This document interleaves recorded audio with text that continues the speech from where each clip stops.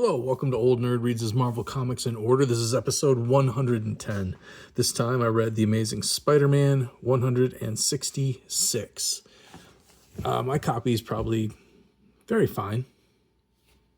Maybe very fine minus. It's not bad at all. This is a continuation of prior issue. We get the Lizard, we get Stegron versus Spidey, and it's a Christmas issue. So this has a cover date of 1976, but it's the March 1977 issue. Usually this is 3 months ahead of when the comic actually went on sale. So this is like the Christmas issue. As you can see, there's snow and there's Christmas wreaths on the door and holly up above. So I don't know, maybe they're coming to give Spidey a kiss. If that's mistletoe. It's not, though. This really demonstrates the way I was talking about in the last episode in this series, Marvel 2-in-1, how that comic seems like it's geared toward a younger audience, but at the same time, Stan Lee has been on the stump, kind of pushing comics into a more literary, seriously recognized bit of literature. And I think Amazing Spider-Man kind of reflects that, because the difference between Marvel 2-in-1 and Amazing Spider-Man, as far as like subject matter and storytelling, it definitely feels like Marvel 2-in-1's a young readers, while Amazing Spider-Man's geared toward the more sophisticated, a little older audience. This is very enjoyable, even though it's still, of course, a comic and implausible as all heck. But it just has more of an adult edge to it, I think. And this is just a classy layout. Look at the credits between the masthead and the splash page art. Len Wein, Ross Andrew, Mike Esposito, like that just looks classy. It's a classy layout and a very nice, very well done splash page. Start off with a fight with a lizard in Harry Osborn's apartment. Spidey chases him to the sewers and decides he'll never catch him down there. So he heads back up to the apartment to check on the lizard's wife. Let's see. So this is Mrs. Connors. I forget her first name. She's married to Kurt Connors, Dr. Kurt Connors, who turns into the lizard. Apparently, they've been living a quiet, normal life since the last time the lizard showed up. They must have thought that he was cured. It's Christmas time. She's trying to hold it together, just telling Spider-Man that, yeah, I'm just picking up some Christmas gifts. And Spidey says, whoa, it's. I know it's a lot worse than that for you. Your husband just turned into the lizard. And 2 issues back, I think it was now, their little son Billy was kidnapped by Stegron. Now that's got to be an unsettling experience to have a creature like that bust into your apartment and steal your son. So it's okay that Mrs. Connors is feeling bad, to say the least. And Spider-Man, this shows this is a very excellent demonstration of Peter Parker / Spider-Man's character, that he cares enough about the people in his life that he would console Kurt Connors' wife like this, because he knows that she's going through a lot. That's really cool. And here is some more cool. We get J. Jonah Jameson with his future wife. What is her name?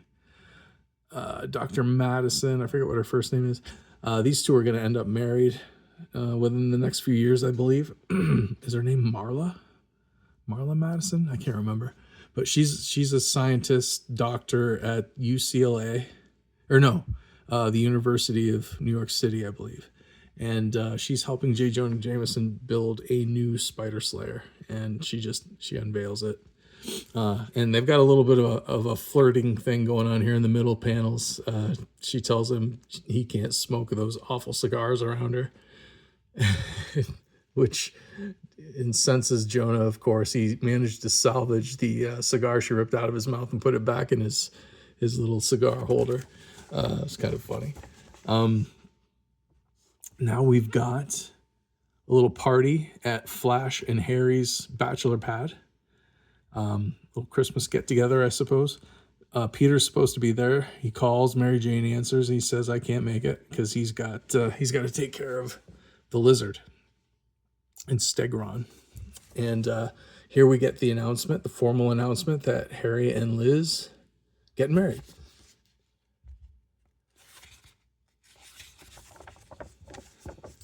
Meanwhile, underneath New York City, Stegron has this ray that puts flesh back on these dinosaur bones that he stole from the this New York City's museum, and he is holding Billy Connors, the son of Kurt Connors, aka the Lizard. He's holding Billy Connors hostage so that Kurt Connors, a scientist, can put together a serum of some sort, a concoction, a chemical concoction to bring these dinosaurs that he's just added the flesh to bring them back to life. But instead of working on that serum, or wait, no, I think he did finish the serum actually.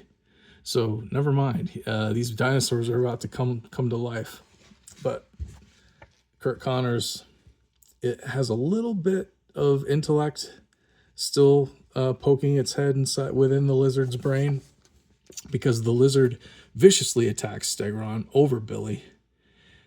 Usually the lizard doesn't care about people at all, hates all mammals, and would not normally care, but there must be enough Kurt Connors in there that tells him that he needs to rescue Kurt Connors' son Billy. So this big fight ensues. And it's pretty good. Then the dinosaurs come to life to thicken the plot. Spidey shows up. The dinosaurs have busted out and they're wreaking havoc in the streets on Christmas Eve or whatever. And Spidey takes care of them as much as he can, gets down there, takes care of the lizard and Stegron. And this is a really cool drawing. This is Kurt Connors mid-transition between his human half and the lizard. This is more great Ross Andrew art. I love the way he draws Spider-Man. It's so good. And you'll hear me say that in every episode of this series when I'm doing Amazing Spider-Man. Yeah, Stegron is gonna ride a Tyrannosaurus Rex through New York City with his army of dinosaurs. Cops, they know they're outnumbered. Just let Spidey do his thing. And Spidey does. And how does this wind up? They basically stop in their tracks and start reverting back to skeletons, and it's because Kurt Connors reverted back to human and reverse engineered Stegron's gun here that he used to revive the dinosaur. So he just blasted him with it. And now Stegron is hiding under a bridge, but he's a reptile in the middle of winter, so he's seizing up, he's freezing. He's about to go to sleep, go into hibernation. He tries to attack Spidey, but he just freezes and falls in the river. And Spidey hears him, but can't see him because it's snowing so hard. It's a whiteout, and Stegron is frozen beneath the surface of the water in the icy river. And then we get a nice little wrap up. It's Christmas time. Spidey drops off a gift to the Connors residence, all warm and aglow for Christmas. The Connors are all back together and happy. Spidey leaves his gift hanging outside the window. Season's greetings from your friendly neighborhood Spider-Man, of course. And then he swings off over the Christmas tree in New York City. It's a really good issue. Very good issue. What does it say next issue is? I didn't even look. What's going on next time? J. Jonah Jameson's spanking new Spider Slayer strikes. And so does the most startling new superstar of all be here for Something on the Wind. I don't know what that is, but we've got Spider Slayer 2 coming up and Amazing Spider-Man 167 coming up next time. Well, not next time, but down the road on Old Nerd Reads his Marvel Comics in order. So what I'm doing in this series is starting with my earliest Marvel Comics. I'm just reading through my entire collection in publishing date, release date order. So if that sounds cool to you, please subscribe. If I got anything wrong in this video, which I probably did, or if you have something to add, please comment it down below. And if you would, share this with any other old nerds like us that enjoy this type of thing. Give me a like, subscribe. Thanks so much for watching. I'll see you next time.